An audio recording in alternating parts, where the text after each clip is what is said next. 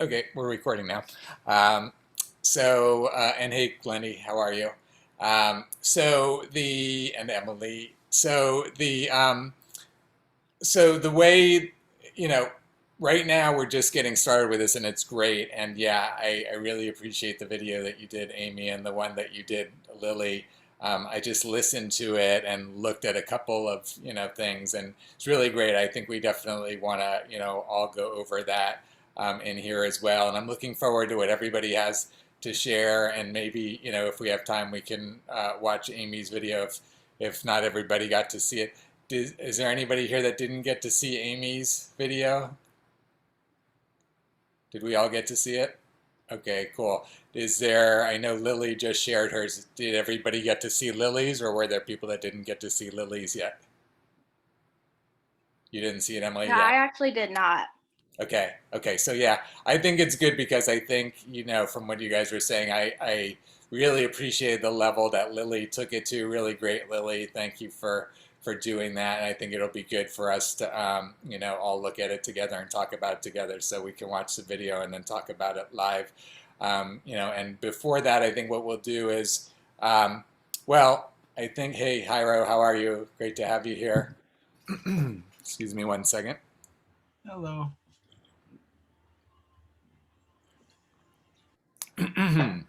So I think what we'll do, maybe since Lily, um, created a lot of structure, can show us a lot of structure. Why don't we go over hers and look at hers first, and then the rest of us will share what we have to share, but maybe we'll all see it in a little bit different light, having seen, a structure this detailed. So does that sound good, Lily? Yeah, that sounds good.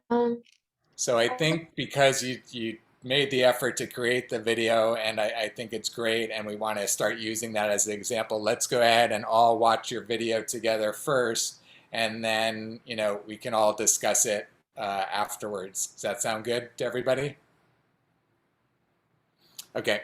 So, okay, I guess, Lily, if you want, you can, play it off. You can share the video from your computer, and that way, if you want to pause it at any point in the video to explain something or elaborate or something like that, you can do that, if you find it better to put it in the context, right at that moment.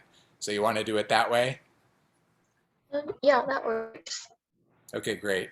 Thank you.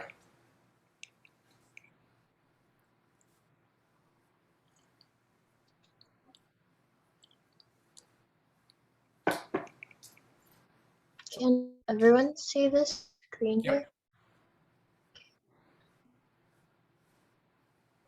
Let me make sure the audio is on for me.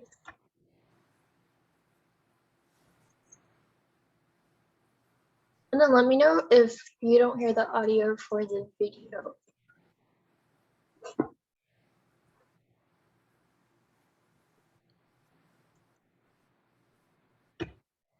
Hi everyone, so this is a rundown of my analysis. To be honest, I'm not sure how relevant it is to our objective, or if I thought about this in a different direction or overthought, and it's not exactly what we're looking at, but this is what I have.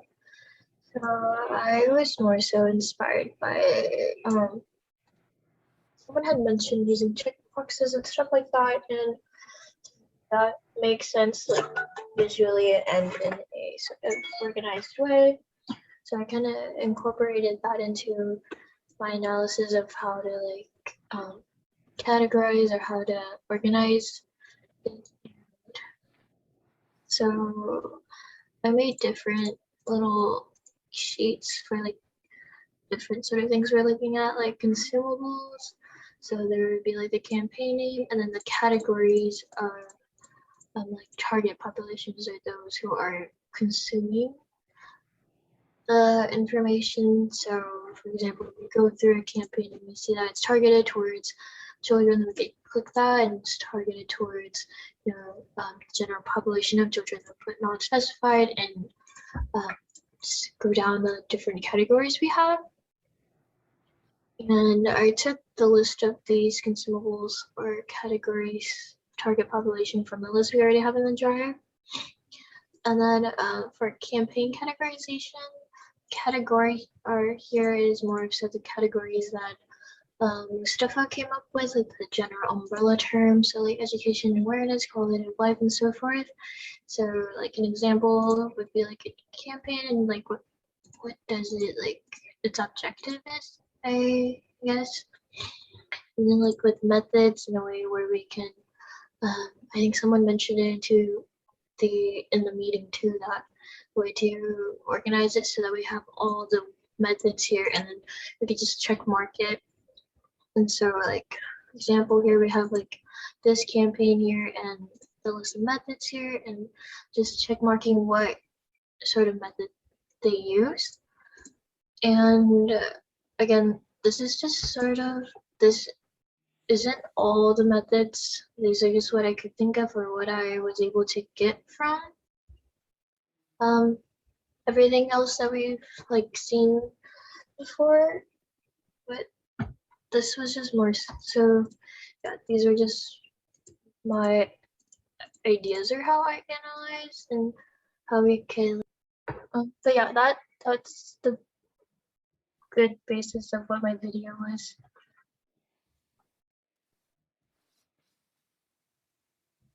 Awesome. Yeah. That's so great, Lily. Thank you so much for putting that together. It's really, really awesome. I think you've set a high bar for us as a team for what we can create and do. So that's really, really great. Thank you for all of that awesome work. Yeah, Amazing. yeah, and I wasn't sure if that was exactly what we were supposed to be doing this week too, so that was just like my take on it. And yeah, let me know if we're supposed to go in a different direction or if like I totally got it wrong. No, I think that what you created really nailed it in terms of, visualizing how we're going to collect it, how we're going to display it, that sort of thing. Um, just so you guys understand like the logistics of it from here in terms of the data collection, what that ends up looking like. Let me just go back to Lily's video real quick. So when we look at, To be honest, I'm not sure. I guess it's going to stay grayed out. I don't know. Can you guys see that pretty well? When we look at the data collection in these categories, and actually especially, let's go like back to the end example.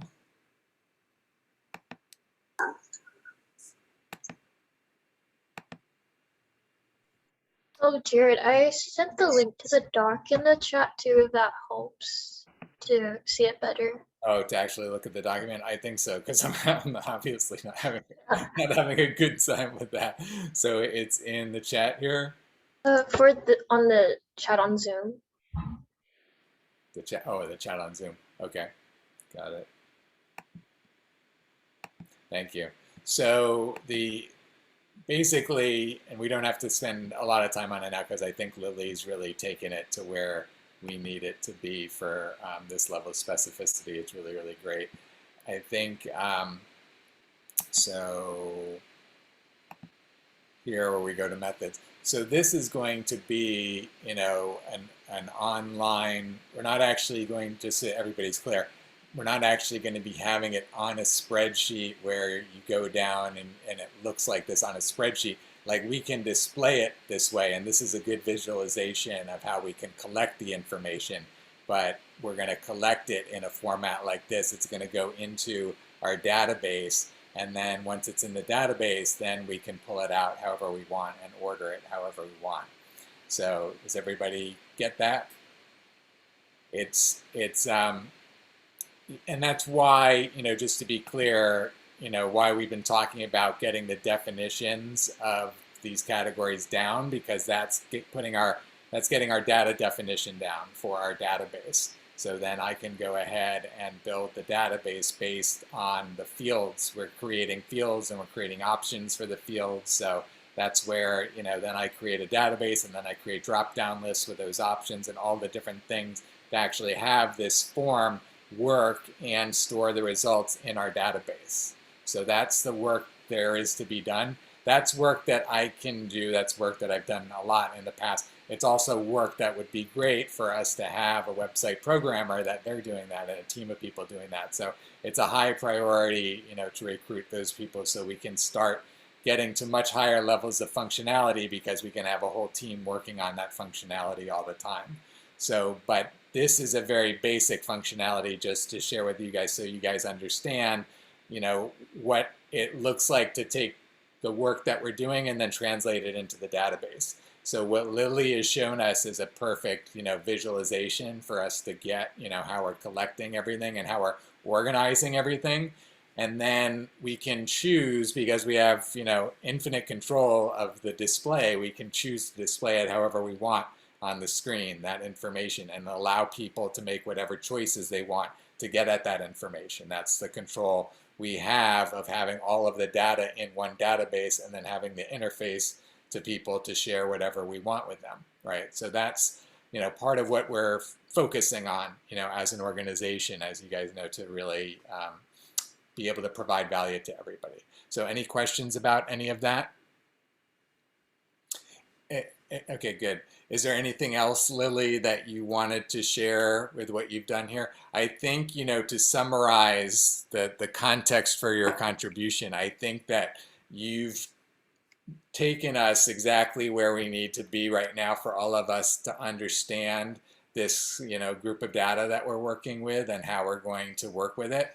And I think, I don't think we have to work on that part anymore right now. I think we've got that completed, and now we can work on some of the other things that we're working on because you've, I think, put a really good bow on it and tied it up really well for us. So that's the way that I see it. Is everybody in agreement with that? Okay, great, great. So Lily, anything else you'd like to share or say? That was about it.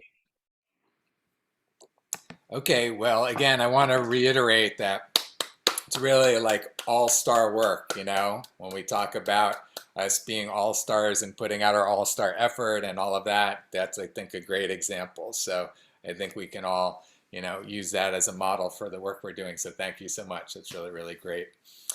Okay, cool. So who would like to go next? Jairo, great. Thank you. You're on mute, Jairo. Okay, I want to go next. Let me see, just 1 second. Okay, it's something about, can you see my screen? You broke up for a moment there, Jairo. Can you say that last sentence again? Oh, can you see my screen now? Yes. Yes, we can. Okay, so basically, we have a small assignment. It was something about the languages, and what I could find is I select these 3 regions: New York, Florida, and California. And what I found is in these regions is that New York is the most complete, has a lot of information in a lot of languages, like almost 14 or 19 languages. And the way I analyze this is that the flow, the user experience is not like, okay, I am doing click in this link and I am losing my language. Okay, it's like something constant. What I mean by this. So you're saying that as you're going through the site, the language stays consistent and you don't lose your language? Yes. For instance, what happened here in California, this is what I meant. I meant by this, in California, they use a Google plugin, basically, to translate all the vaccines, the vaccine information. So as you see here, you go to your language and you select whatever language, and this is how to say, is translated by Google. So it's an automated thing. They're not actually using humans to create something Yes, in a natural language for people necessarily. yes, it's very close and very accurate. For example, I say like the Russian example. I read it. I know a little bit of this, so Wow, it was very Ira, very pulling it out. He knows Russian. yeah, Who knew? a little bit. So in Right. Spanish, it's very accurate as well. But you see, it's translated by Google. So if I want to go to the site, okay, continuous. You don't lose the translation, but if you want to go to the site, this is to go this is another site. You see the public health of California.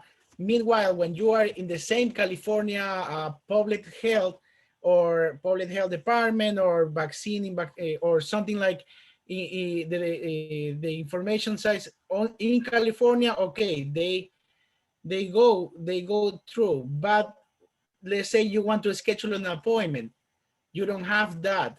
Right. So okay, that was my observation. And just, this was I was trying to download some software to do this. Okay. Yeah, that's great. So I think that's a great observation, and especially to know that New York has such a comprehensive list, because just knowing that means that, if we're ever working with clients that are looking for some other languages, that just to know they may not need to be created from scratch, that New York might have some examples or something like that. So yes, I think just for everyone to have a sense, that's where, the work that we're doing at a certain point becomes just connecting all the dots that are out there, right? And people just don't know about it. Some other Houston doesn't know that New York has that. Whatever it is, whatever the gaps that we're filling in, we're connecting all the dots between all the disconnected information out there, just to be clear about that. Please continue, Jairo. For instance, yes, this is the infographic of New York. All the posts and the messages are translated into let's say Russian language. So great. They did the recommendations, and you see the New York Vaccinate New York, and they provide the website, and in the website you can continue in the same language. And I didn't test if you can actually schedule an appointment in another language other than English or Spanish, because in Spanish I found it 100%. But I think it's something that maybe we can at some point. Yes. Yeah, I appreciate you doing that. I appreciate you doing that deep dive into that, Mustafa. That's really great. And so now I think, again, for that, we can put a bow on it for the translate for now. I think we know as much as we need to know for now around that, which is awesome. So thank you for crossing another item off of our list. That's really great. We really appreciate it. Thank you. Yeah, let's go ahead and thank you, Jairo. Awesome. Very good. Good analysis. Thank you for that analysis. That's awesome. Okay, great. Who would like to go next? I can go next because I also did religion and language. My findings were really similar. I looked at a lot of different state health departments and saw which languages they were offering their materials in. And so I added a couple of the languages that I saw most frequently to the list. Some of the ones that we were missing were like Nepali and Vietnamese and that kind of thing. And I also just looked at the census and saw like which languages were most frequently spoken in the US and kind of just cross-referenced so that I knew like, okay, these are worthwhile to add to our language list. So a similar approach to Jairo. And then as far as religion, Under Christianity, I think we had previously talked about Catholicism, but then one that we kind of missed, which is obvious now, but after reading articles about specific interventions or approaches to reach some of these groups, evangelical Christians or Protestants came up as well. So a lot of faith-based interventions focusing on that group because they're pretty vaccine resistant or vaccine hesitant. So I added those two groups under Christianity. And then under Judaism, we had already talked about Orthodox Jews. And yeah, so I just added them, and I read some interesting articles about some of the approaches, whether like leveraging rabbis or like actual faith-based organizations. So some of those interventions in Israel have actually been really successful. And so I just thought that that was interesting. So that was like the religion and the language research that I did. And then as far as the categories, when I was reviewing, kind of catching up on all the categories that people had previously analyzed, one thing that I thought we could do is also add like a category for current user and then like intended or potential users. So an example would be like the barber shops and the beauty salons, like those were current users. So if we ever said like, oh, like we have organizations coming to us that are interested in what's currently being used by similar organizations, like that would be a potential filter that we could click. And then we could also do like a little bit of research and say like, oh, like where is this kind of material or content transferable to? Well, other private businesses or things like that. So that was just something that I thought could be helpful, or like the Planned Parenthood analysis that was intended to be disseminated out to a lot of like Planned Parenthood affiliates or their grassroots organizations. So like a tag that we could put on that is like this kind of community-based grassroots organization could also use this, or this could be applicable for them. Yeah, so those are just the thoughts that I had, but I'd love to hear anyone else's reactions. Those are really good thoughts. I really appreciate you sharing that. And I want to say a couple of things before I forget, because it's really good. I appreciate you saying that, you know, the idea of catering towards different businesses and corporations, it's actually something that's been coming up for me, and I'm going to talk about a little bit in my analysis. I think that's a very astute observation. I appreciate that. And I think that like the one example that you mentioned with the Hasidic Jews, I hadn't thought about it, but it's been my understanding that there's been resistance on their part in New York, at least, right? And that's part of the challenge. But Israel has been one of the highest percentage vaccinated countries, right? So I assume that they are breaking through to them there. And that's what you're saying, right? That you found some studies that address how they address that in Israel that then could be applied to New York as an example. That's really great. You know, that's a perfect example of us, you know, doing the work to find this expertise so that we can, you know, share this kind of expertise and best practices with others that haven't, you know, found it and can't, you know, necessarily take the time for all the different details to do all of the work around all the different details, right? So that's why, you know, perfect example. So thank you, Anna, for, you know, really creating that as a perfect example of how we leverage the work that we can do collectively to be able to create value for others out there. So that's really, really awesome. Yay, that's definitely worth another round of applause. Yes, absolutely. Thank you, Anna. Really great. That's really great. All right, good, good. Who would like to go next?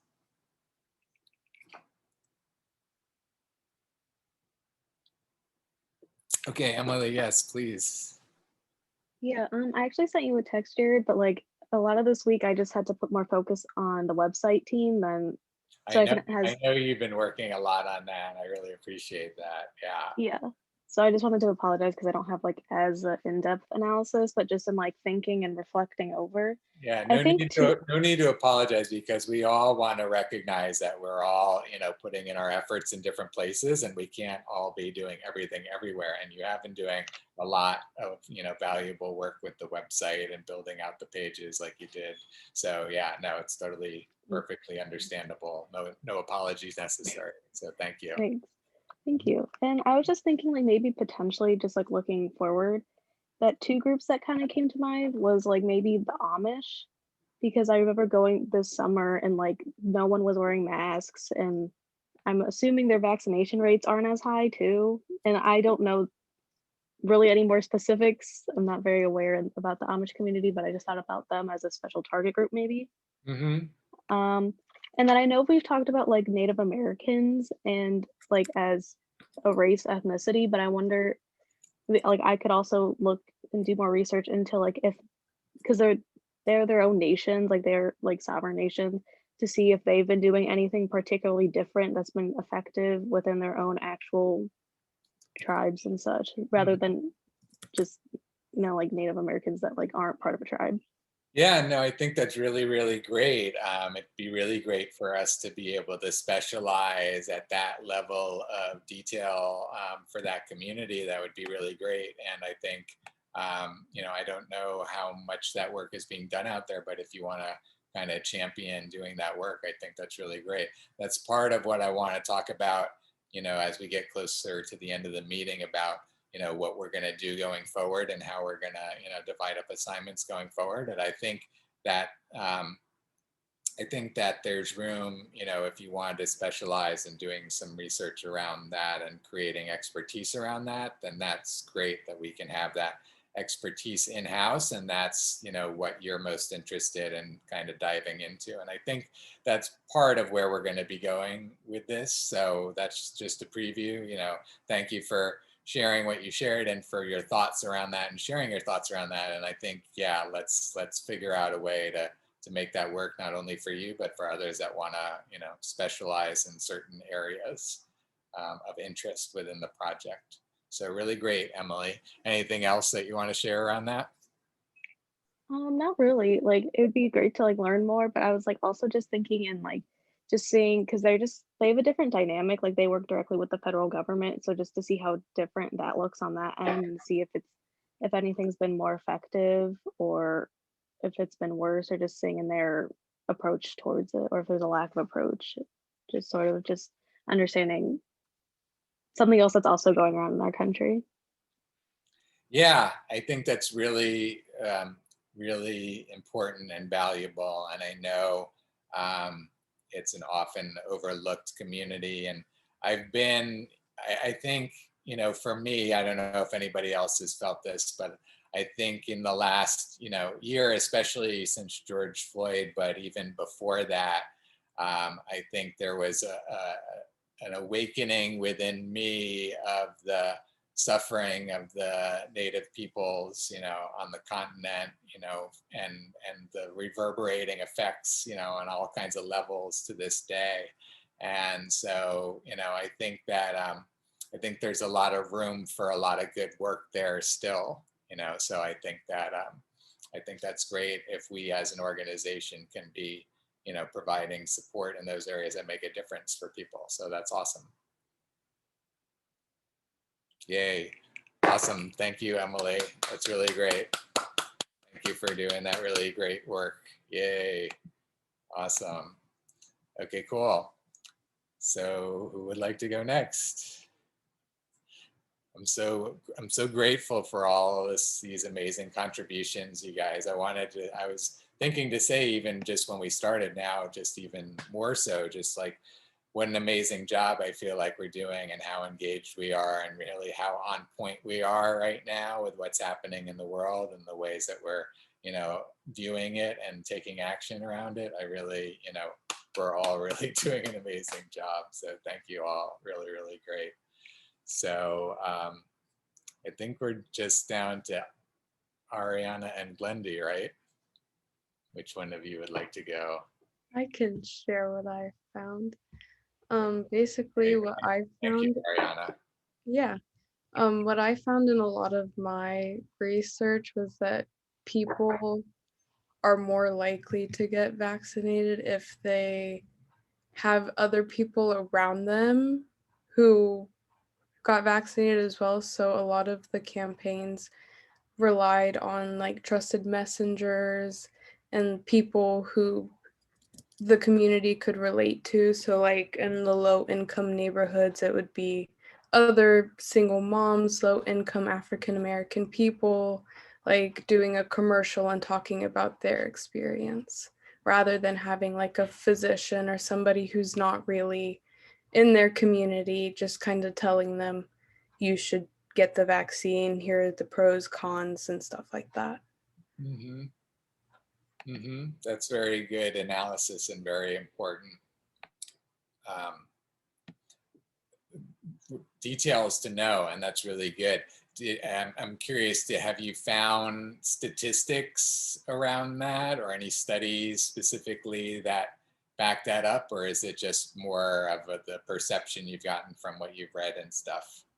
I think a couple of the articles I found said that they had done research that proves that people are more likely if people similar to them get the vaccine, but I haven't seen any like specific statistics or anything like that.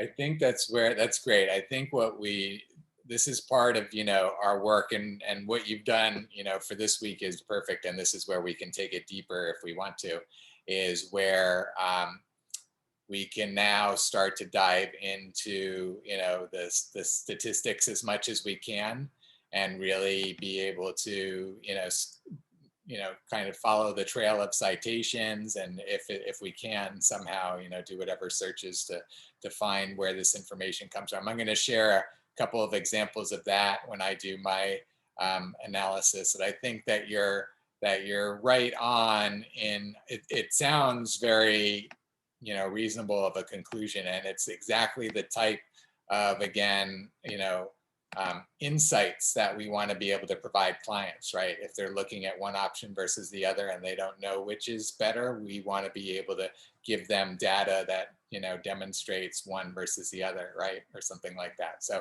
I think that's really great. I think it's perfect what you've focused on and how you've communicated it. So I think that's really, really great, Ariana. Thank you.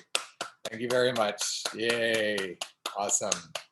More greatness amongst us. Thank you so much. Awesome. Anything else you want to share about that, Ariana? Nope, that was it. Okay, great. Yay, awesome. So we'll have Glendy go, and then Amy, if you want to say anything else, we've all watched your video and we can talk about it at least, so we can talk about it with you. Let's have Glendy go, and then we'll go to Amy, and then I'll go after that. So please, Glendy, take it away. Okay, so what I have is very similar to what others have presented, so I'll be quick about this.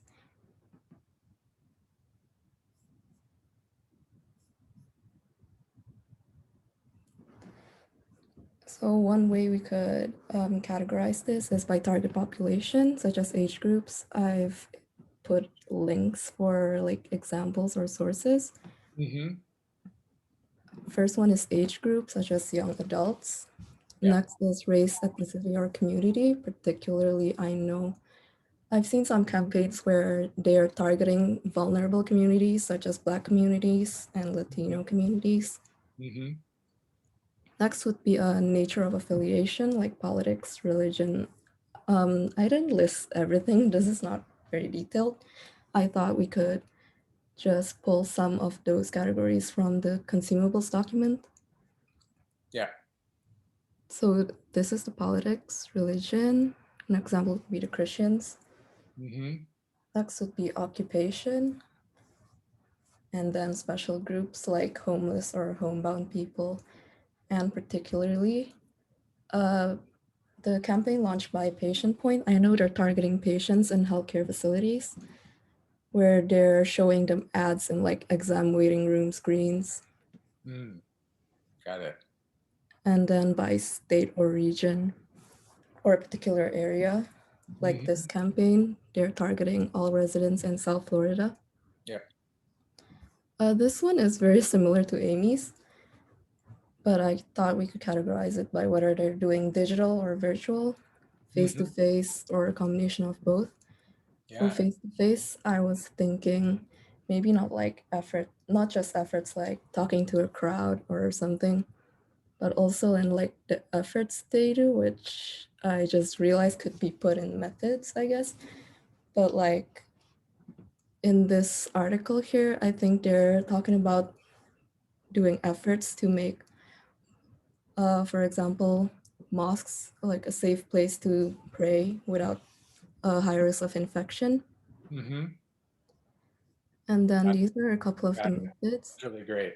And I think it's great that you and Amy, had similar sort of categories and stuff. I think that kind of confirms the utility of it, that multiple people are coming up with similar categorizations. I think that's great. Yeah. For these methods, well, it's not all that we've thought of as a team, but yeah, like partnership with educational institutions, maybe utilizing people of power, like Mhm. pharmacists, physicians, and Ariana's mentioned this, but a couple of campaigns are also using local faces in ads to appeal to more, according to the target community of the campaign, Right. and in ads, radio, etc. Town halls, seminars, Zoom calls, the more interactive methods, basically, Mm-hmm. and incentives. A lot of I did some research, and a lot of them are offering money like bonus, paid leave, rewards. Mm-hmm. And I know one company is offering free Lyft rides if you get vaccinated, Yep. and food and on-site vaccination clinics. Sometimes they even offer to vaccinate your family also. I think this is more geared towards workers of a certain company. And Yeah. yeah, that's all I have. Yeah, that's really, really great. I really appreciate you going into all of those different areas because those are all different areas that we want to be keeping in mind. So that's really great, Glendy. Thank you so much for putting that together. Very good. Thank you. Awesome. I'm super grateful for everybody's contributions. It's really great. I think, yeah, I want to look at those categories later. Is that in the categories folder now, Glendy, or where is that document in our drive? Oh, it's actually a private document, but I can upload it in the categories folder, you said? Yeah, I think if you want, I'll show you guys just very briefly what I did, and you guys can decide if you think this is a good way to do it or how we should do it. What I did was I went ahead and I added to the analysis that I had done last time. So it's Jared's analysis in the categories folder. So we each had our own analysis document there. And so what I did was I just labeled the part that I gave you guys last week from that last week's date. And then I just added on top of that my new analysis with this week's date. So if you guys want to do it that way, or if there's some other method that you guys might think of, either way, but that's the way I did it. I think, Glendy, you can either create a new document within the categories, or you can just add to your existing analysis if you'd like. Does that sound good? Okay, great. Okay, cool. So let's talk about what Amy shared a little bit. Thank you again, Glendy. So Amy, do you want to just kind of summarize it a little bit? Okay, cool. Yeah, so I think that we all kind of had the same vision. And I will say that I looked at it from like a clientele perspective. So I just want to like reiterate some of those important plugs for this meeting so we can take that into consideration, Jared, when we're going back and creating this. So when you say plugs for the meeting, what do you mean? Just like reminder, like important, like key takeaways that I call them plugs, sorry. Yeah, but I just want to understand what you're saying. You're saying key takeaways from this meeting? Yeah, for my analysis. Okay. So I mean, my document, or I'll just share my screen real quick. So my document is pretty basic, but, oh, here we go. But I was thinking okay, so for the checklist or for a query or however you're envisioning it, I was thinking of like by who and how and what type of method, the campaigns are. And one of the things that Ariana said and I mentioned too were trusted messengers, because I feel like, that is, people will be vaccinated or tend to most likely lean to potentially being vaccinated with somebody who they trust, from receiving that communication that they trust.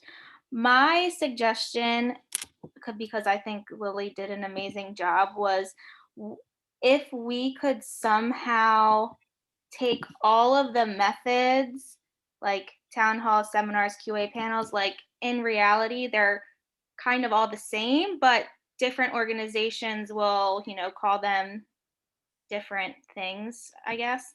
And so, is there any way to just have like a broad like check mark, like education and awareness, and then so that if a client wants all of the educational awareness, like quote unquote seminars, they'll get that from their search, and then underneath of this like education awareness, you know, have it extra check boxes underneath of it that's like seminar or Q&A session. Does that make sense? That's Yeah. what I was wondering, you know, Yeah. not having like all these check boxes because, you know, they're going to have a lot here.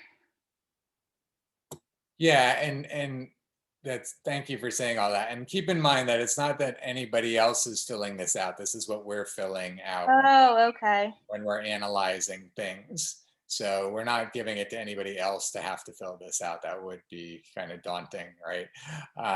But I think that your idea of categorizing things is important, so to be able to have like broad strokes, like you're saying. So I think, yes, we need to kind of build that in. The way to do that is just simply to add the categorization that you're just showing us, Mustafak's categorizations, to just add that as a field. So just like we have, you know, language, and then we have choices under language, we can have campaign categorization, and then we can have these 4 choices, and it can be multiple choice like it is here. And then so that we can query on that, just like we can query on anything else. So we can always create any field that, you know, is an appropriate field for us to, you know, analyze this information by, as a checkbox, and or a multiple, or a drop down list, or a multiple, any of those different, you know, ways, or a fill-in. But fill-ins, you know, we want to avoid as much as possible, because that's, you know, but anything that we can quantify like this, you know, we can do. So I think that's great, Amy. Yeah, well, let's definitely figure out which of these kind of categorization, what would you call them, more kind of global categories for this. Like umbrella categories and Yeah, let's put it on the list of, you know, all the fields that we're working with right now, with all the choices, working off the list that we had, and Lily's list there. And Anna, you had some others, right, to add to the list potentially. So let's get them all in the same, you know, document, and kind of work them all out. So it's the document that we had been working off of. Let's just make sure everybody's clear about where that is. So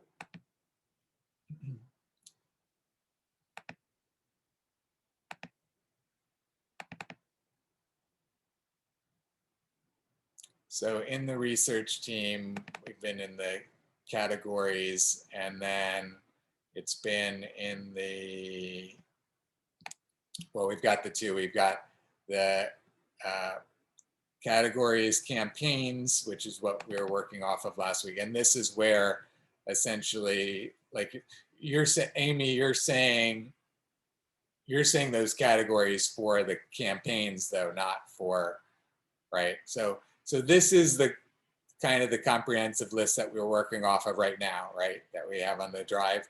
And so now we have to merge this with, we have the categories of the, not the campaigns, but the consumables that we worked on last week, that again could apply to some of the campaigns as we've been talking about. And so here's where that is, categories consumables in our drive. So we're in the categories drive. We got categories consumables, categories campaigns.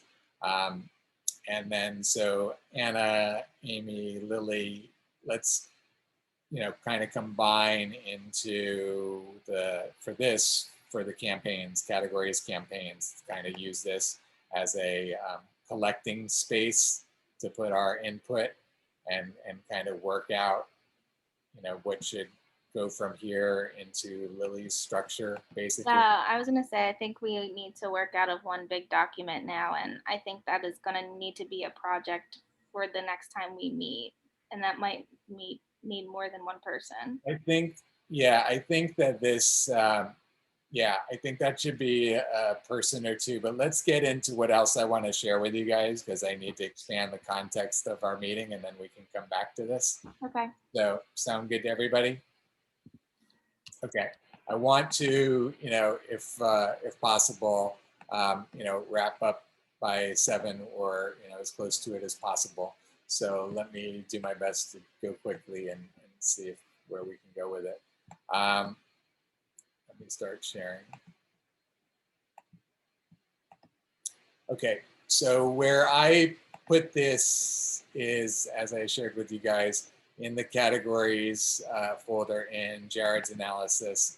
So in here, what I've got is I focused on the incentives because I read a bunch of articles today and the last couple of days. It seems like everything is all about the incentives, the lotteries. So I wanted you guys to see, you know, these things that I've been collecting and talk about it a little bit. So, you know, as you guys know, Ohio was the first one to announce, and now they've begun awarding winners. And they're saying that they've increased their vaccine percentage of the adult population like 20-something% just from the lottery. Yeah, exactly. Like off the chart successes. That's not only having them, you know, in national news around it, but it started a trend, of course. So Colorado announces its own $1 million lottery, but Maryland also has one, Delaware offering college tuition cash incentives. Here's all the states offering cash prizes as incentive to get the COVID-19 vaccine. So, you know, it's multiple states now.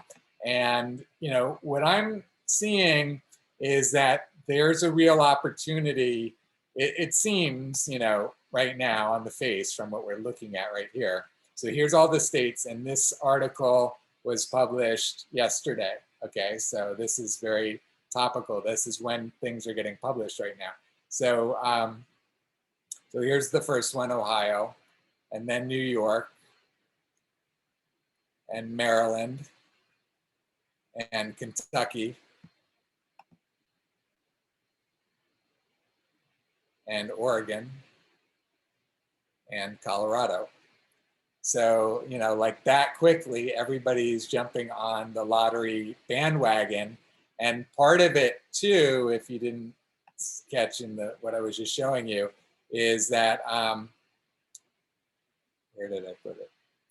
Here it is. Lotteries, cash incentives for COVID vaccinations okayed by the feds. So basically, you know, they're saying that this money, I believe, I'm not sure actually I even read this article, I need to, but I believe what they're saying is that the, you know, the monies that are being given out by the CDC and whoever can be used for lotteries, you know, because it's working, right? Because it's a good use of the money at this point, essentially. So I think cash incentives. So yeah, it's a good read. I didn't actually read this yet. I didn't realize I didn't read it yet.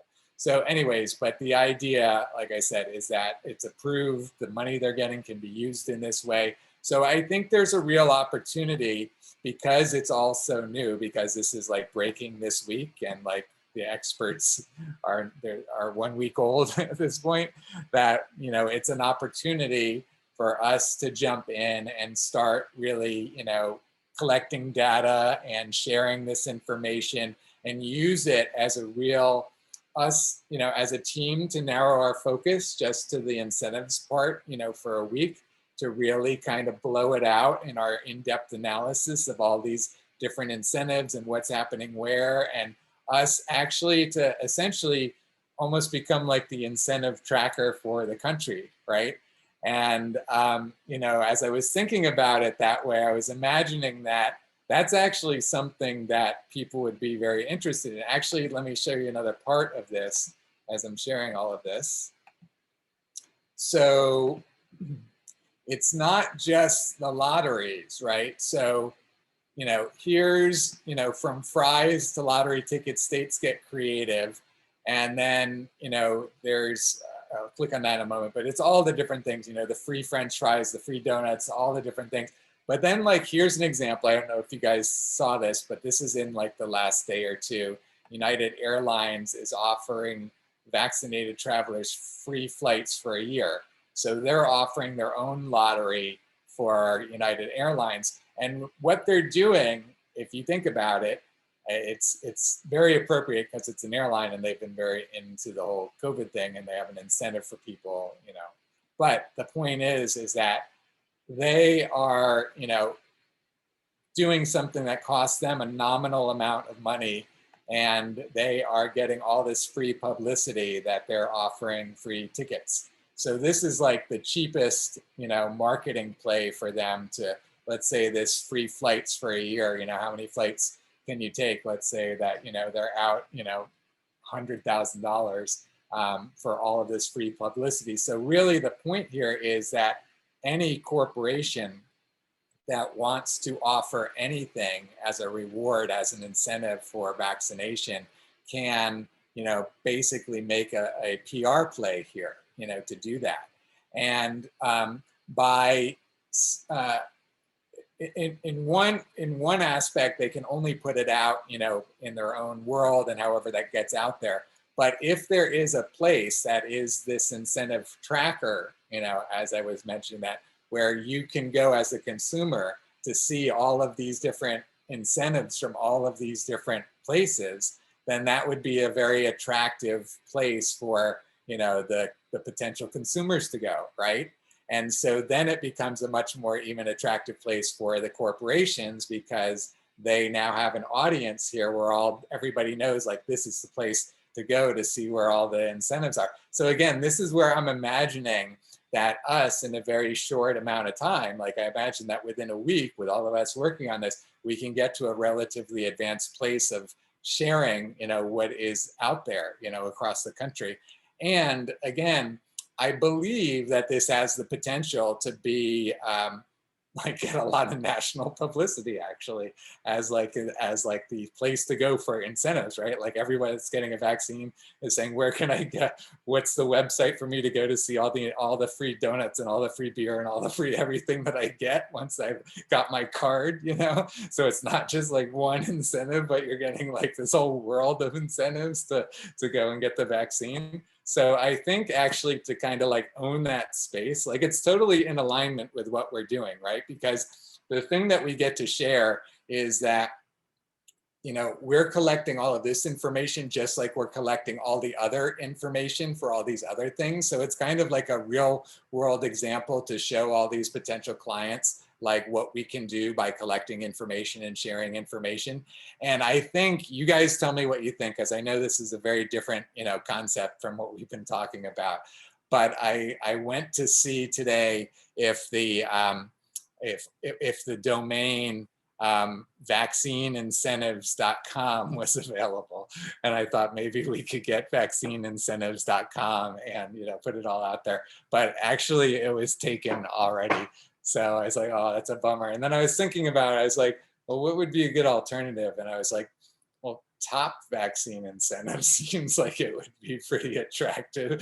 And then as I thought about it, I thought about the fact that actually Top Vaccine Incentives is probably more attractive of a name than Vaccine Incentives. Like people would probably really want to see what are the top vaccine incentives. So anyways, we own topvaccineincentives.com right now. If we want to use that, you know, as a way to like show the world what the top vaccine incentives are for them. And like, really, I do believe that we can blow this up around the country. I mean, seems like this would be national news to be seeing a site like this, you know, because it would be of interest to all the people across the country that do. We could even, you know, somehow, you know, what we could do is we could actually require some kind of registration from people. I wonder if we could do this. I have to think about it. So that they like, you know, confirm, I don't know, an email address or something with us so that we can actually track the numbers of people that are using our site and, you know, potentially survey them about, you know, did you get a vaccine because of the site type of thing, or is it, you know what I mean? Try to get some data about the actual efficacy of our site if we were doing it that way.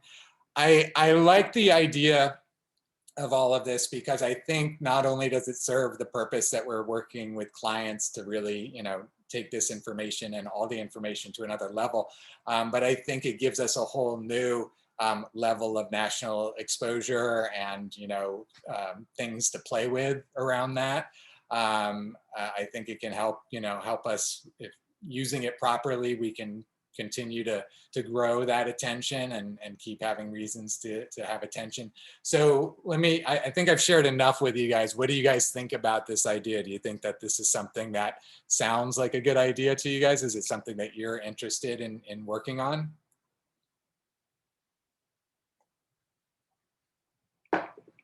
Well, I think it's a really interesting idea. And if we were to go through with it, then yeah, there would be a lot of attention on it. It'll attract a lot of people, give us a lot of exposure.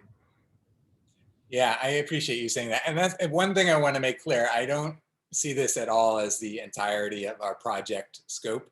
Let me be really clear about that. And that's why I was saying before, when Emily was talking about, wanting to dive deeper into the different tribes within the Native American population, that, I want us to continue to do all the work that we're doing. I just think that we can, make this our project for the next week, get it sophisticated enough to, unveil it and release it to the world next week, and, be able to maintain it pretty easily, because we could actually just have like a submission page where if you're giving something away, then go ahead and submit, the form here, and then make it like almost an automatic kind of thing. And it's where, again, once we're getting eyeballs and people viewing all this, then we can get, sponsors that want to, have sponsorship of all this viewership, like a United or some of these bigger corporations that are offering the incentive,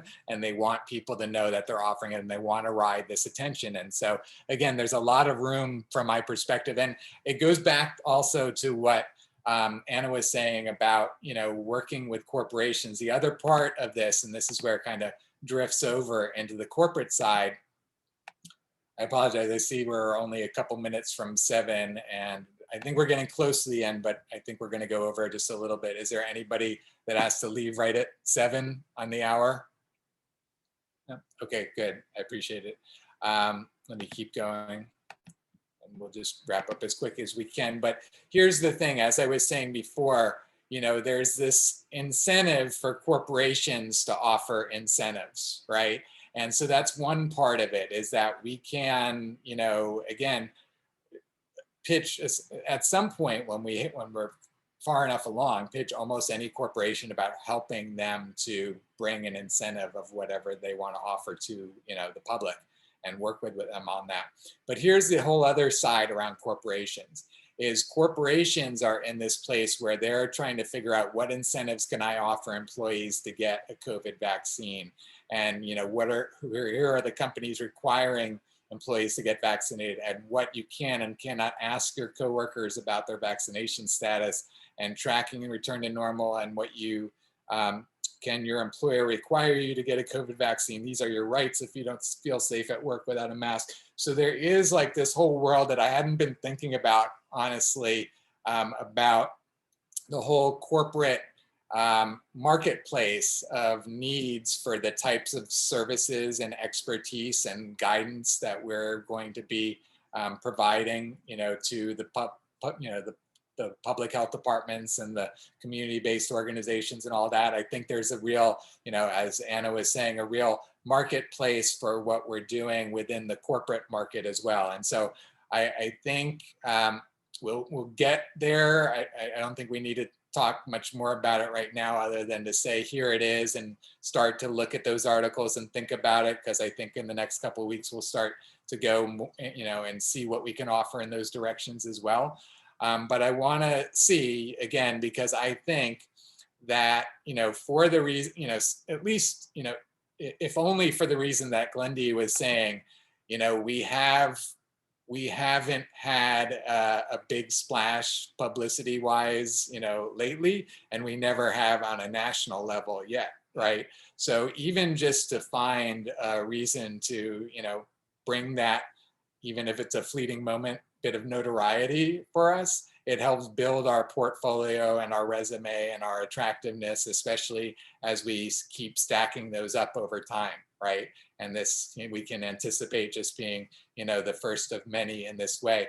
And again, I think if I felt like it was a diversion for us, then I wouldn't be, focusing on it. But this is what's hot in the marketplace right now, first of all, right? This is what all the potential clients that we're looking at working with are in demand about, right? Is what incentives can I offer? Do I want to do the lottery? Like one example is that we could be advising them on what percentage of their entire budget is appropriate for them to be devoting towards the lottery, right?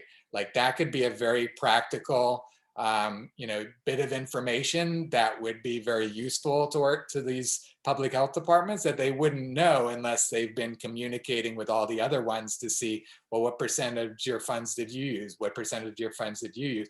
So this is where, we can be the organization that says, you know what, if you tell us what your percentage was, then we'll give you access to the collective data once we receive it from all the other public health departments. So it's basically an opt-in survey where all the public health departments that want to know what the industry standard is, what other people are doing, they can have that data by sharing their own, and then they get access to all the data that we collect.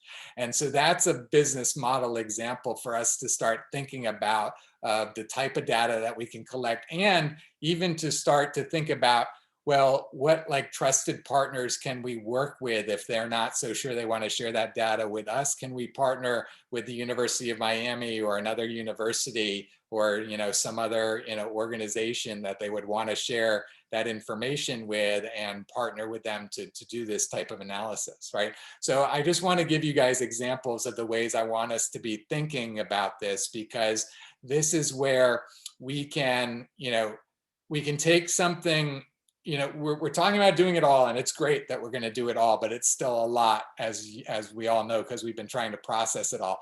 I think by, for a moment in time, and this is a good moment in time for this because we're right on the bleeding edge of it, to be able to focus, for a week on this, go deep into it, and then use it as what we are sharing with these organizations. Here's our expertise. Here's all that we've assessed. We know better than anybody what's going on with all these, and for us to start to, as soon as possible, reach out to all of these public health departments that are doing the lotteries and form relationships with them, to them be wanting to share information with us, and for them be willingly sharing because they want to help the rest of the country with what they've learned, and that it helps everybody to share this and all of that. So again, I think we can put ourselves in a really good position here as an organization by kind of micro-focusing on this at least for a week or two to see where we go with it.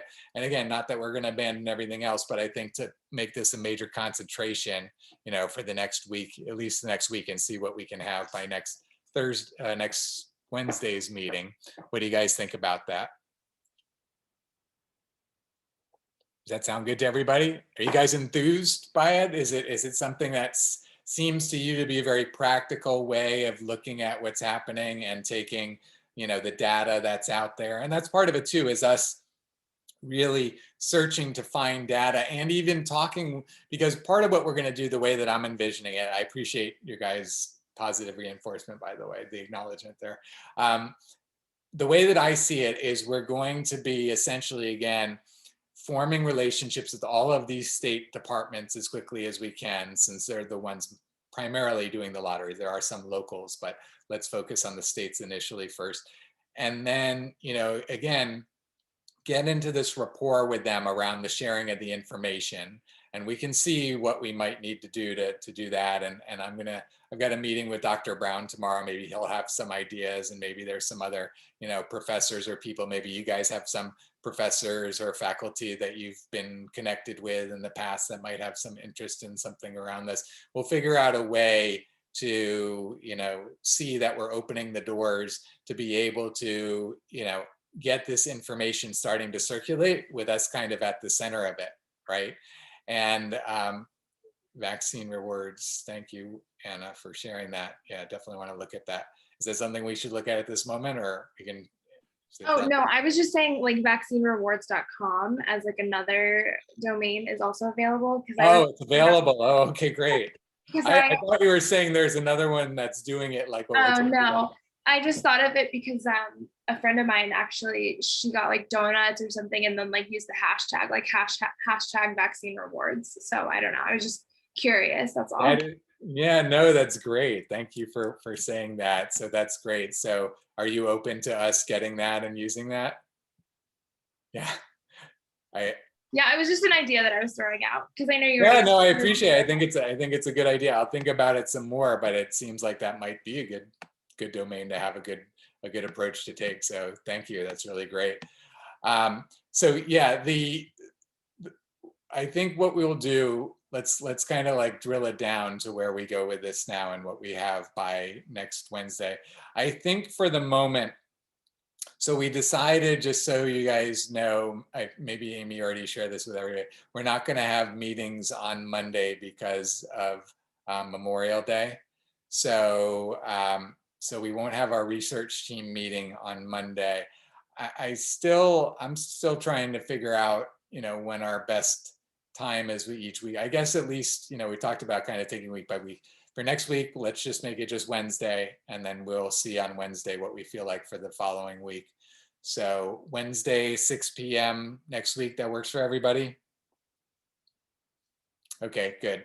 Wonderful. So I think then, what there is for us to do around the incentives. Well, I actually want to hear what you guys think. So now that you've heard the idea, now that you're imagining how this could work, what people would want to see, what our potential clients, would want to see, what do you think? What do you guys think we can create? Tell me what it looks like in your mind.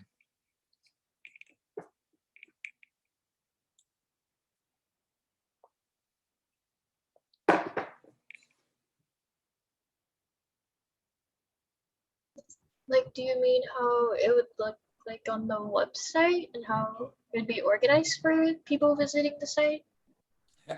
It's perfect that you would say that, Lily. I'm more and more appreciating the way you think in an organized way. Yes, I think that's definitely part of it, is to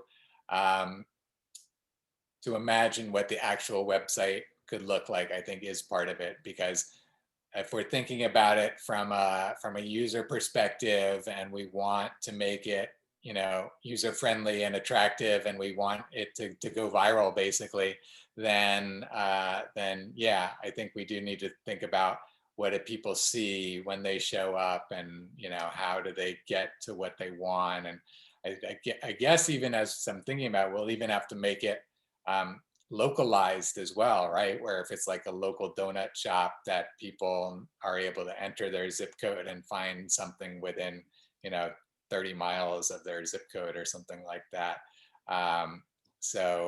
But yeah, I think we need to think about what it could look like. So can we take a couple minutes just to brainstorm about that and see what everybody thinks about how this site can function and how it can work? My initial thought was just kind of maybe by state first, and then do a breakdown of like maybe localized.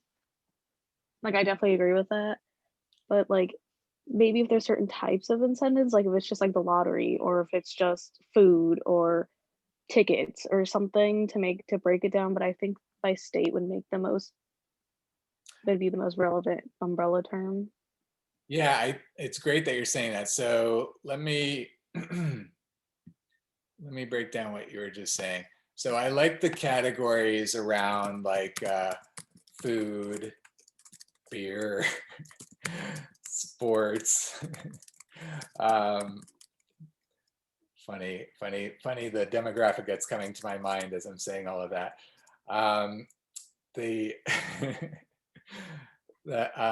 So those types of categories of incentives, lottery, I think to have on the homepage where they can choose either by like category like that, I think is good. I think it's going to be good to have, I think there's going to be a distinction between national and local. I'll tell you just very quick, Emily, along the lines of what you were saying. Like when we, let's say that we're offering the opportunity for anybody to enter their thing, so any local store could enter something, then they can, once they put the address in, with the zip code, the street address, all of that, then we can use the Google system to run a query to actually show like, if you put in your zip code, that it'll show you all the results within like 20 miles or 50 miles or whatever we specify of your zip code. So it gets that specific and the algorithm shares information that specific. We can also, do a query by state, like you're saying, and I think that that can help give information like the lottery and other things that are specific to their state, right? So I think it can look like a drilled down version as I'm thinking about it, as you say state. So I think we can give them the opportunity to choose by state, choose by category, maybe choose by popularity. That's where we can start to create, when we do like popularity and that sort of thing.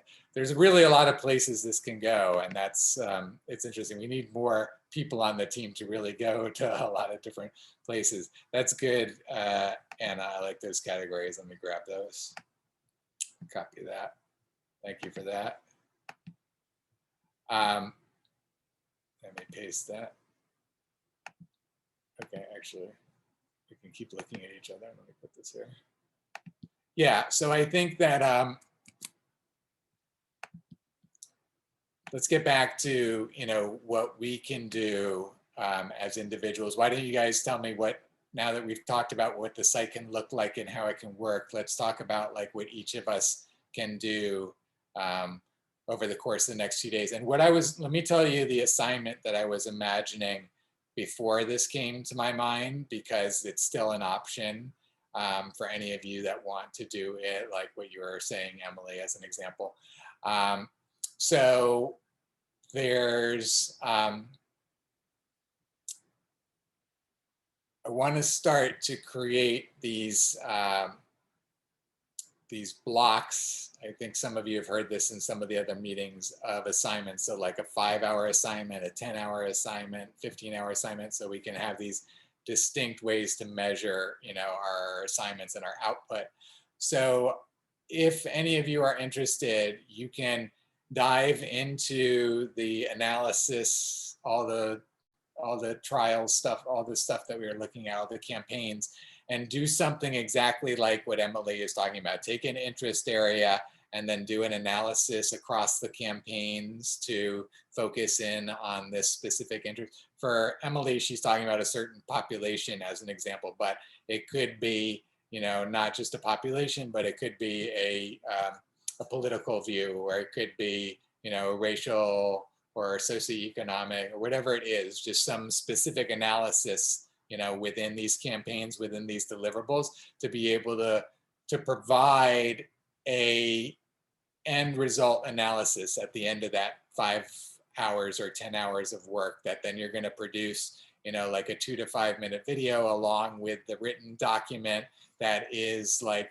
your, the delivery of your work, of your module of work that you just did, essentially, right? So that you're creating it available not only to us, and we'll talk about this more later, but to the whole world as we start to become like open source in the work that we're doing. Because as we start to create like this modular work that we're doing, we can define the assignment, share it with others, share it with other team members, share it out into the world, and anybody can see that assignment, say, oh, I'd like to, provide, some of that work, and do the 5-hour block and provide it, and it's, usable potentially for us. So it's a way, what we're doing actually, I just want to spend a moment on this, but it's very important that you guys actually have this broader context. We'll talk about this more in the future and keep getting nuggets here and there. We're really creating a formulaic system for collective analysis right now. You guys seeing that? We're figuring out ways that we're each doing one little part, and that part is scalable as we add more people to be able to provide this analysis in ways that, builds up to more and more higher level analysis, essentially. And so we've got all these building blocks of work, and we're creating an end result with all of us effectively creating a collective mind amongst us. You guys see what I'm saying? It's what the information for action system was built on, that type of conceptualization of crowdsourcing information, crowdsourcing efforts. We're going kind of a step beyond just the information for action right now, because we're getting into organizing not just information, but organizing our efforts and our output, you know, and starting to, you know, define that in chunks and all of that. So it's actually like another layer of like the 100 layers of the development of this system. But I want you guys to understand that, because we're pioneering it here internally. And once we do it effectively as a team, then we can share that with the world. Now the whole world can start to be our team. You guys see that? And not just for us, but the whole world gets to be everybody's team for everything we always do. And you guys can see what like a paradigm shift that is for the way we operate as a society when everybody's operating as in a team rather than all the individual silos that we're in right now. You guys see that? It's kind of a mind-blowing concept if it really sinks in, and at some point I'll have to check in with you guys, because it happens at a different time. Is from my perspective that everybody has that like light bulb aha moment when all of a sudden they start to see the whole world operating differently based on what we're doing. So we don't need to check in this moment. Maybe you've had that light bulb moment, maybe you haven't, but at some point you likely will, you know, in the project if you haven't already. And that's really, I want you guys to be able to have that moment, because that's really what makes all of this like even more relevant, right? Because it's, you know, we're doing all this to make an impact around COVID-19 and for all these people and for the whole public and all these organizations. And yes, we're accomplishing a tremendous amount around all of that. But we're not only doing that, we're transforming the whole way society operates around information and efforts, you know, and it really is like that. That really is like the mission that I've been on for all of these years. And that's where all of this is headed, just so you guys understand that, because, you know, as much as you guys embrace that, you guys are getting to create that. And really, you know, as much as we keep adding people and as we keep, you know, expanding the scope of what we're doing in the world, those of you that, you know, see it on the bigger level and want to operate on the bigger level will keep having opportunities. You know, soon in the coming months, we'll start to go beyond just, you know, vaccines and beyond just COVID into other issue areas and that sort of thing. It's a bit forward thinking. I don't want to go too far down that road yet, because all of that is dependent upon us being very successful in demonstrating that this model is effective around this issue, right? We have to demonstrate that this model works around the COVID vaccines and the ways that we're serving our clients, because if we can't create a successful model, then it's not going to get replicated for all those areas and it's not going to transform the world. We have to prove its effectiveness. So that's our number one job right now. So having said that, let me come back and say that any one of you can choose if you want to, you know, take on a 5-hour, 10-hour, and you don't have to know in advance, you can just start to do it, assignment to do any kind of analysis around any of the campaign information that we're working with right now. The objective in you doing that work, just so you understand if you take that on, is that by next Wednesday, when we have our next meeting, that you will have shared a certain level of expertise around that from your analysis, that the end result of your analysis will be that 2 to 5 minute video, will be that written document, that will be something that we can show to potential clients to show examples of us processing information and being expert in this and developing our best practices and all of that. You guys get that? So these are the tangible examples of work that we're showing to potential clients for them to want to work with us, because they get, you know, the diligence and intelligence and comprehensiveness and all the qualities that you guys showed, you know, in the beginning of this meeting with all of your analysis to this point. So now we're doing it not only with the intention of us seeing it, but with the intention of what we share in the video is going to be, you know, potentially shared with potential clients or others or newspaper reporters or whatever it might be, right? So is everybody see that, and everybody clear and happy about that opportunity to be able to do the work within this project that, you know, can make a difference out in the world beyond the project? Does that sound good to everybody? Okay, cool. So, so again, that's one option to do your own independent analysis, whatever you want. If you're not going to do that, then I just want to invite you to work with those of us that are going to choose to focus, attention this week within this incentives lane, both the lotteries as well as the food and the beer and the sports and all the stuff, and put together a site that collects all the information that we can collect on our own, as well as provides a mechanism for anyone probably that wants to, share their incentive, with the site. We could even potentially, now that I'm thinking about it, and I'll have to give it some more thought, but it's a good idea from my perspective, is to even for all these like mom and pop shops that want to put their information on the site, to potentially, crowd fund the site from them, like $10 or $20 or something, relatively nominal potentially for them to list their incentive on the site. That's something that's worth it for them. But when we're doing it across, hundreds or thousands of businesses, that could be very significant in the funding of our endeavor. So I'm gonna think about that a little bit more, but that seems like that might be a good revenue source, in addition to, as I said, this sponsorship potential once we have visitation. So, okay, so first of all, let me see who wants to, yeah, go ahead, Anna, what would you like to say? I just had a quick question about the incentives. I think that making the website is an awesome idea, and trying to monetize it that way is great. But one thing that jumps out at me is that maybe this is a conversation to have with the production team and McKinsey, but it seems like a great opportunity to leverage our like social media platforms as well. Yeah, Because totally. like monetizing Instagram, and like I think it would be even easier to get, partners to do like a paid post announcing on our Instagram just one post, or like a story highlight of whatever's going on, because I know that that's also like a pretty accessible way to start monetizing and then building followers and that kind of thing. Yep. So I just was curious if you just want to do the website, or if you were open to No, for sure what you're saying. I think this is a great way for us to just make a splash out in the world.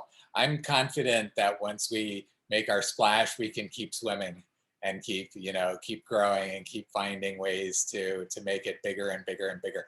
I have to tell you, it's not going to be that long, I don't think, before we're working with very big influencers. That's the way that we've been heading.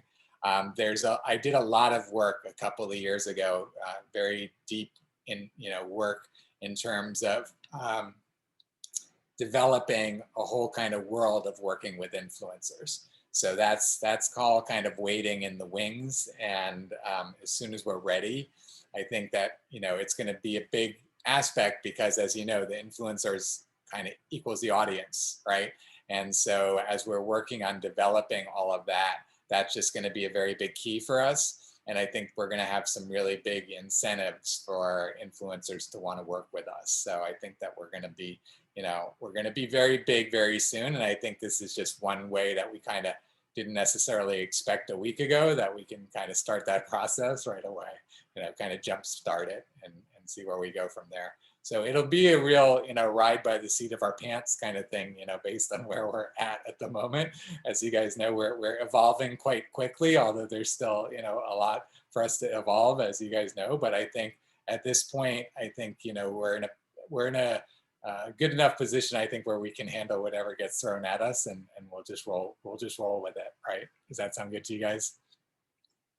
So I think then again, let me take a stab at it, and then you guys can tell me other ways that you think that we can divide our time to make this work. So part of it is going to be just going out and finding all of these links like I shared with you guys. So I've been imagining that we're getting into so like it's kind of like every day we know there's at this point there's probably going to be, I mean, there could be hundreds of articles across the country within the coming days, the way that this could explode. But let's say, maybe like at least a dozen or 2 dozen, or maybe some dozen of new articles coming out each day if we did a search for this stuff. So I think that part of it initially will be just doing some searching to kind of give us the raw data, because I think we can specialize if we want. So we can have people that, you know, like to do the searching and just find all the links and then just send all the links down the assembly line to the next person. And then, you know, then that person receives the links and then they say, okay, so now how do we, you know, take the information that's in this story and put it into our, you know, database of all the different, you know, things that we're tracking. So basically, you know, there's a story about the donut shop, and then we go ahead and we put that information into our database, and then we, you know, link it to the link so people have it. So it's going to, part of it will be processing the information. Okay, so we'll have collecting the information, processing the information, and then there's going to be the analyzing of the information, right? So the analyzing of the information is going to be the part where we talked about, like, you know, trying to find before and after percentages, you know, of efficacy. And again, in the case of Ohio, they are publishing it. As a matter of fact, let me see if it's, yeah, I think it's in this one. I'll just show you guys really quickly. Jared, I have to go, but I was actually thinking the same thing about how, like, I'm not a visual person and I much more would rather just do the research like that. So I was thinking about how I wanted to maybe tackle like a dozen of those incentives websites or new articles that even come up, you know, come out over the weekend or something like that, to kind of break them down, and then, you know, our team can use it to utilize it however they want, and then they can take it from there. Yeah, that's great. So when you, and thank you for mentioning you got to go, Amy. I appreciate it. And I apologize that we've gone a bit longer than I intended. I appreciate you guys hanging in there. Let's see if we can wrap it, but let's get at least wrap it for Amy. So Amy, so when you say that you can, you didn't use the word process, but some used a word, are you going to just find the articles, or are you going to do something about pulling the information out of the articles? I mean, important like key points, like bullet points, like yeah, you yeah. I'm not. Yeah, I wouldn't just like find articles and send them their way. Just at least pull some important information. Yeah, you have to do that. You couldn't just send them along. You'd have to put the bullet points and everything. I appreciate that. So yes, that's great. You can do that part of it, and we can create a collection document. So we essentially, so why don't you do that? Why don't you create a document within either the categories folder, or if you think it should be in a new folder, actually, why don't, it's not in the categories, it's going to be like in incentives. You create a folder. I'll create a folder structure. I'll put the document in there, and then we'll build off of that. And then that can be your role, is to find the information, you know, every day or two, or however often you're searching to find it, and put it in there. So that's really great. So thank you for that. And then you can jump off, and then I'll wrap up with everybody else. So yeah, that's great. And I am taking notes, but I'll go back on the recording and then I'll fill it in and just give a recap. So, all right, awesome. Thank you. Yeah, thank you, Amy. Bye-bye. See you. Bye-bye. Yeah, I do want to wrap up for the rest of you guys, but let's figure out, you know, the different roles that you guys see. If any of you prefer to do something separate from the incentives project that we're going to work on as a team, then let me know now, because you can also bow out of the conversation now if you're going to work on that separately. If not, we'll figure out which role we're all going to have in the incentives project. So anybody want to do anything separate for this week alone? You know, after this week, we'll still have choice after that, but I'm saying just for this 1 week. So for this 1 week, anybody else doing anything different? Nope. Okay, perfect. That's great. Thank you, guys. That's going to give us some power with this. So again, I want to hear from you guys. What do you guys see as roles? What would you like to be doing to support this effort this week? How are you envisioning in your head as something that you'd like to be doing to make this work?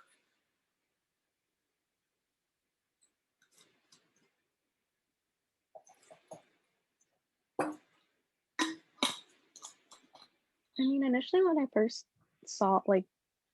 thought of the assignments potentially was maybe like having, I know like Amy's doing that, so this might just be like, we don't have to take the suggestion, but like with Anna's, like for like kind of major incentive categories of like 1 to 2 of us each kind of focused really on one and found a lot of things relating to like cash incentives, and then we all send those articles and be like, at least just put like the state they're in, or like kind of like the basic information. So like if we want to do like the zip code, we would have that information. Yeah, that's a really good point. So thank you for characterizing that. So we do have to have processors basically, right? That are processing this and saying, reading the article, like Emily is saying, okay, so this cash incentive is available in this state. And so then we're entering it into our system. We have to build this system a certain way. It's that we're entering it into the system where, you know, we're entering what the incentive is, we're entering what the state is, we're entering, you know, what the hyperlink is to get to the original source of information about it.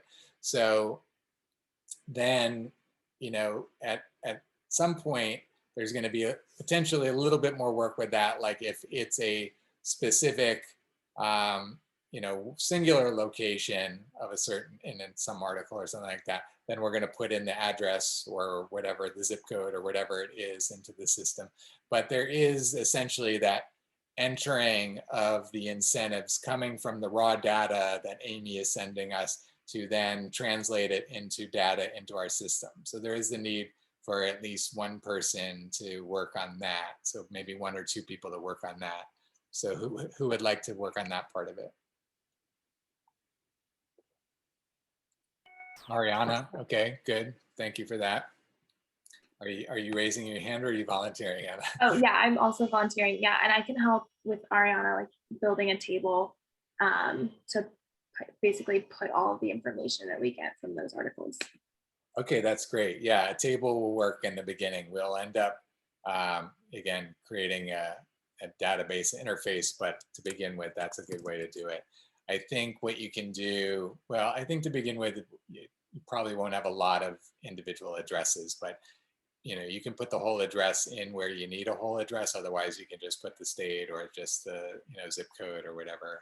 So maybe have, I guess maybe have different columns for street address, city, state, zip code, so that we can keep it all separately into the, then we'll be able to import all of that data directly into the database once we format it really well in the table like that. So that's great.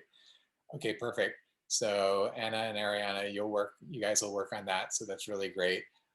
So you're free to leave now if you want, since you got those assignments, or you can continue as we figure out the other assignments for Lily and Emily and Glendy. Do you guys have any thoughts about what you would like to be working on within this, given what we've already talked about? I like what Amy was gonna do. Like I like doing the research and going through the links and sending those forward. Yeah, that's great. We can have two people on that. I think there's going to be a lot.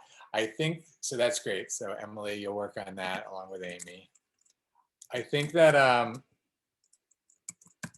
me just make a couple notes. I think the other part for Lily and Glendy is to find the comparative data, the before and after percentages to kind of track down, you know, okay, so because Emily and Amy are going to be finding all the stories, all the news articles about all of this, you know, stuff happening. Most of those are probably not going to have percentages in them in terms of before and after and effectiveness and that sort of thing. And I think that we want to, you know, collect that as much as we can. That's actually part of, you know, I'm glad I'm remembering it. It's actually part of when we connect with these different localities about, and I don't think I've completed saying this before, you know, we're gonna work on connecting with the ones that have done it, and then work on connecting with the ones that haven't done it yet, so that we can, you know, kind of help them along in the process, right? And then as we're connecting with them, you know, tuning into all of the data collection, because if they in their location are not collecting the type of data that would give them an accurate before and after, but they'd like to, then we can, you know, offer that as a service. And we've talked about that before, and we know that we need to, you know, recruit more public health students to have, you know, more of a kind of workforce around that specific, you know, thing, because that could be, you know, potentially big, because again, you've got all of these different places, whether it's a state or a locality, trying these incentives. Let's, you know, focus on the lottery as an example. And if they can measure the impact, then it's very valuable to them. If they can't measure the impact, then it's potentially challenging for them, right? So if we can help them with that process in any way, I think that's important. And I think for us to be able to find it, because again, let me just share this. I was about to, and then we can start to wrap this up. So, you know, here is where, this is the press release from Ohio. Okay, so this is the Ohio Department of Health. And so it says, opportunity leads to more than 28% increase in Ohio vaccination rates among Ohioans 16 and older. So somehow they feel confident that they're, you know, knowing this exact percentage. And, you know, as Jairo had brought up in the past, and some others have, it might be hard to draw an exact correlation if they've got all kinds of different interventions going on, but, you know, maybe they're, you know, confident that it's close enough, right? Or it made such an impact, you know, in the blip that they could say that it was because of the Vax-A-Million, which is what they're saying here. Or actually here they says it has helped. So maybe they're kind of couching it a little. The Vax-A-Million campaign has helped drive an increase in vaccination rates among Ohioans 16 and older by more than 28%. So again, okay, so they've got that percent. Are there other ones tracking? Can they track all of that? So I think Lily, Glendy, if you guys can focus on that type of information, the analysis information, and anything else around the best practices of this, right? Any kind of best practices information, analysis information. So this is the information, what you guys are collecting is the information that we want to be bringing to the potential clients, right? So everything that everybody else is working on is all the raw data that we're collecting to show that we are a good raw data collector, right? And that we've got all of the data and we can follow up with all of the sources. But Lily and Glendy, what you guys are going to be focusing on is collecting the best practices information, the analysis information, the stuff that is going to make us expert about this information. Does that make sense?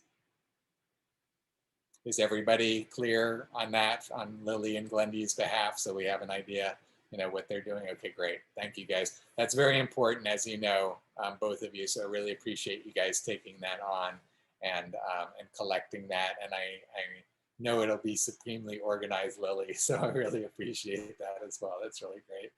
I know I could go on and on, but we've talked a lot and I think it's enough for tonight. Thank you guys for hanging in there. We went extra long tonight. I want to give you guys a chance to say anything that anybody would like to say before we wrap up.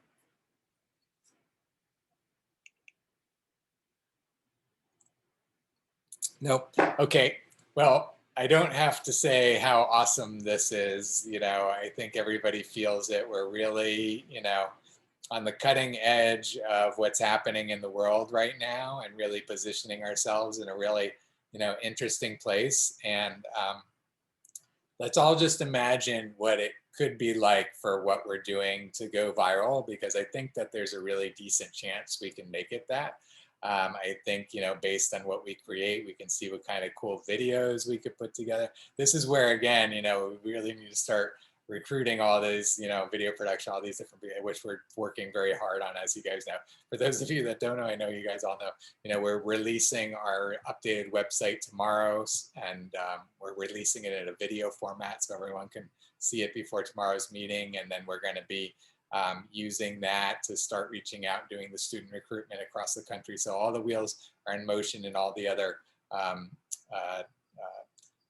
teams. So thank you, all of you guys, because I know all you guys are participating on all those different various teams as well. So yes, it's awesome. It's amazing. What you guys are doing is amazing. What we're doing as a team is amazing. So thank you so much for all of your contributions. I hope all of you are able to take a lot of pride in this. You should feel really, you know, proud and excited about the work that you're doing. And, you know, it's only going to keep growing from here. So awesome.